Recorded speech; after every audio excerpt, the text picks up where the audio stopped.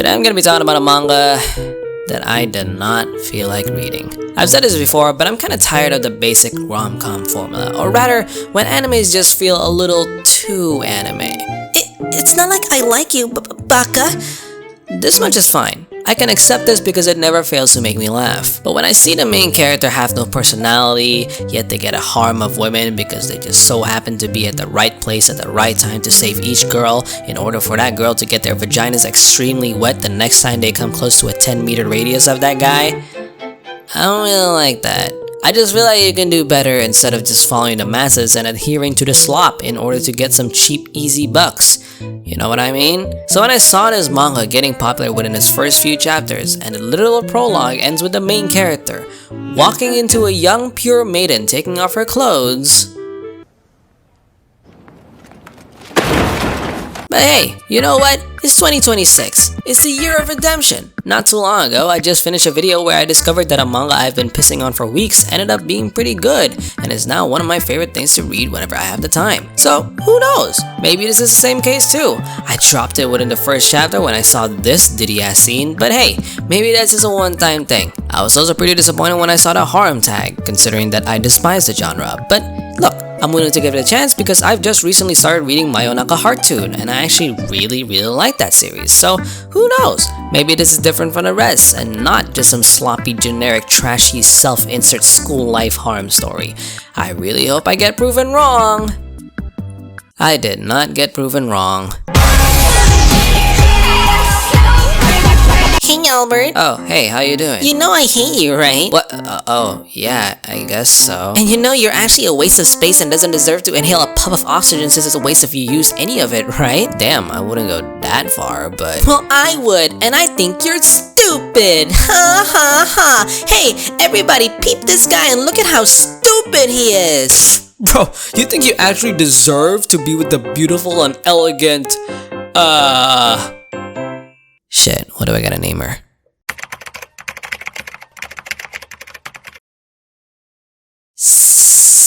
Splinter. Yeah man, don't you know that Splinter is a super idol? You're like you're even in the same space as her. And not to mention, since she's the granddaughter of a massive company, her wealth and power are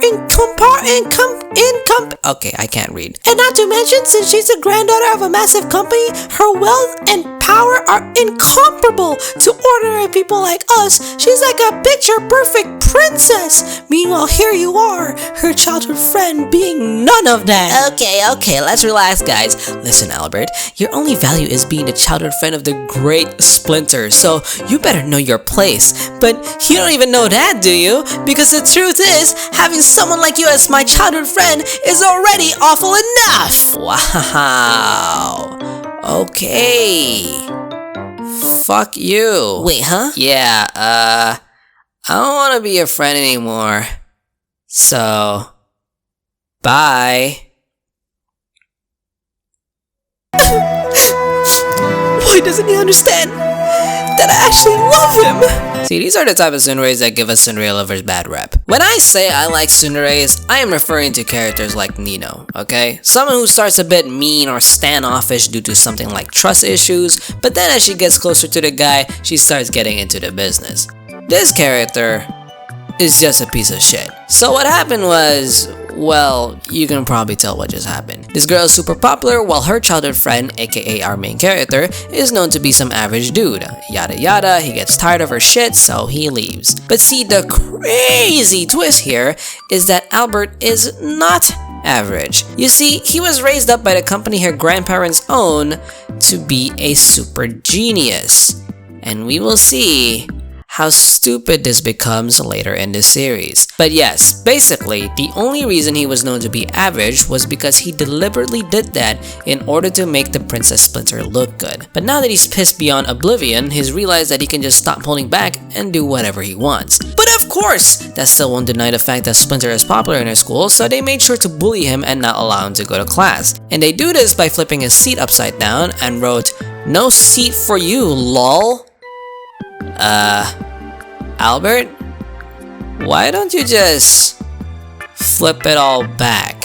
Oh, okay, so he thinks that's not an option because this is a high-class school under Spencer's grandpa's supervision, so she basically has the power to do anything. So even if he were to report this, it wouldn't amount to an— oh, he actually didn't do that because he just didn't want to.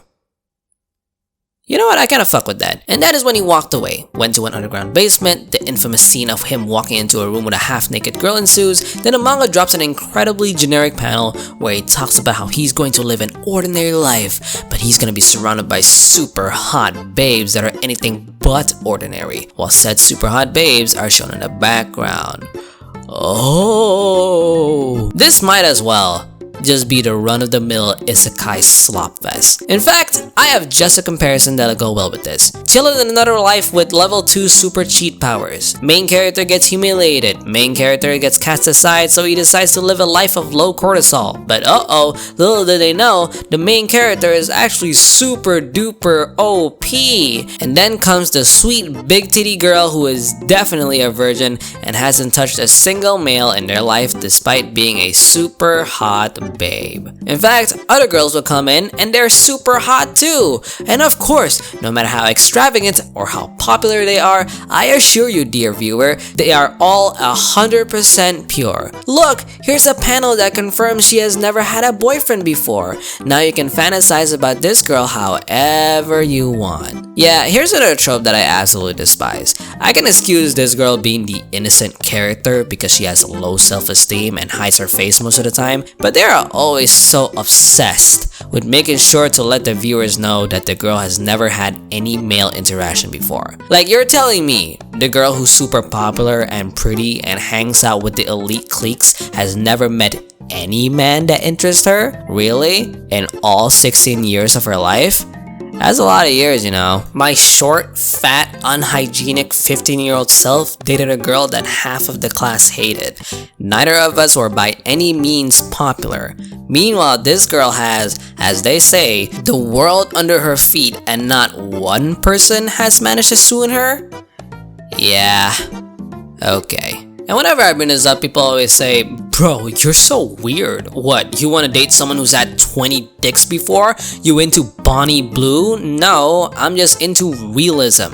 This is why I love MILFs. Apart from the fact that they have children, they're also realistic because there's just no way someone this hot is still a Oh, you have got to be kidding me. But yeah, this manga is extremely formulaic. It has pretty much every trope that I deem to find corny. It follows the same pattern of Albert meeting a girl. He helps that girl while flexing his inhumane abilities. She falls in love. Horror member 1 acquired. Time to move on to the next girl. She pretends to be a popular girl with a hot boyfriend. Turns out, of course, like I said before, that all of that was a lie. Main character helps her come out to her feelings. She falls in love. Horror member 2 acquired. And now we're in chapter 12, and it seems like the cycle keeps on repeating. And at this point, I wondered, do people genuinely enjoy reading this shit?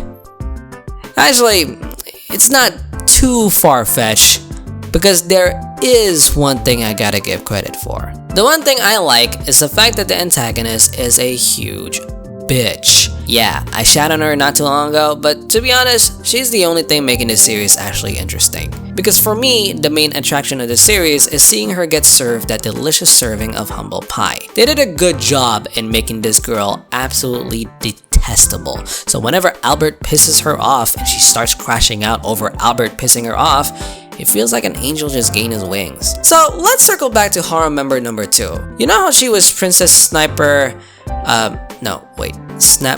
shit. I actually forgot what I was supposed to call her. Okay, we'll call her Piggy. So you know how she was supposed to be friends with her? Well, it turns out Princess Piglet knew about her secretive lie and basically only kept her around as a source of entertainment to make fun of her.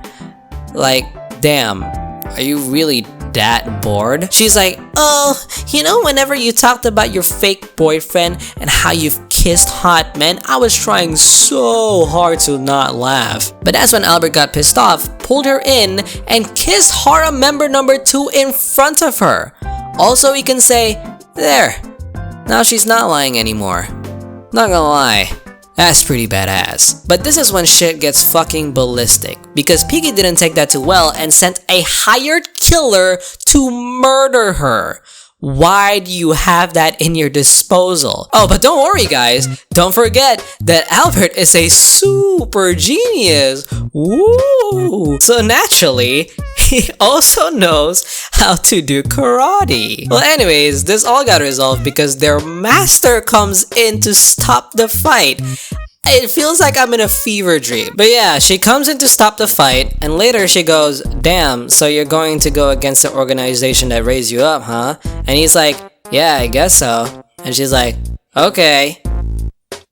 What? No, hold on. Because you are a terrible manager. You spent decades raising this boy to be your assassin, and he straight up told you that he is going to go against you, the same hand that fed him all of these years.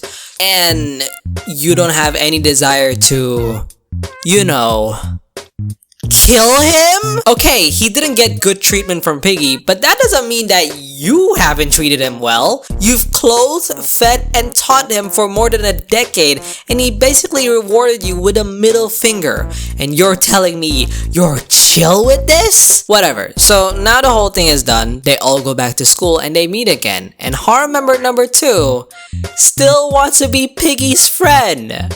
Sister, she tried to kill you yesterday! So, this manga sucks, but it's entertaining. And it is solely carried by the fact that Piggy is so damn insufferable that I just like seeing her get pummeled by this dude every chapter. Yeah, it's slop, but sometimes I don't mind that. Does it make it any good?